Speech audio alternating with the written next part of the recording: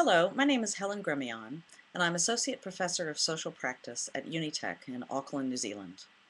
I'm here to discuss an article that I co-authored for Family Process on the topic of counselor training for narrative practitioners.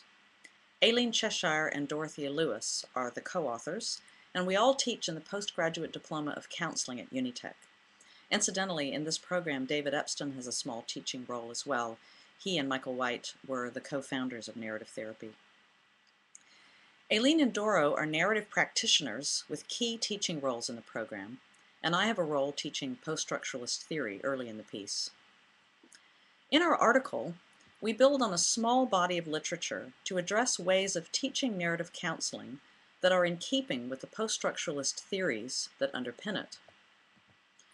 The article details a selection of class exercises and one key assignment, and we focus on how the program supports students to shift from a fledgling community of learners to a community of competent, budding narrative practitioners.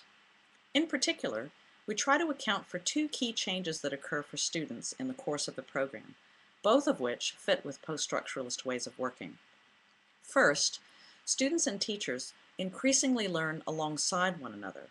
And second, strong ideas about right versus wrong ways of practicing counseling, which students often begin the program with, give way to a sense of comfort with multiple possibilities and choices. The article draws on positioning theory.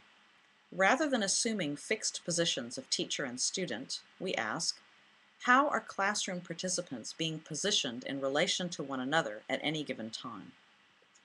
As in narrative therapy, an important goal is to decenter the powerful position of teacher or therapist in order to enhance student agency or client agency in the case of therapy conversations. In the first exercise we describe, which takes place early in the course, the teacher is visibly influential in the classroom.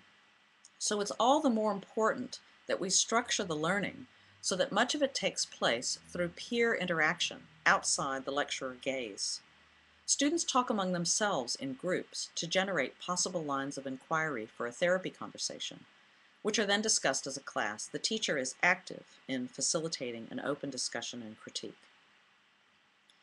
By the end of the course, students present a portfolio of therapeutic letters. In the portfolio, students are providing feedback for one another, with instructor feedback as just one part of the process. Overall, as students become more adept at helping each other to learn, we as teachers can find positions that are less about instructing and more about witnessing. Our hope is that the article shows some ways to help support the development of unique practitioner voices within a growing community of practitioners. At the same time, throughout the article, we acknowledge our position of power as teachers. For example, we grade students' work and are accountable to standards of practice and to clients. We refer to our own dance of positioning in the course and to shifting power relations within collaborative classrooms.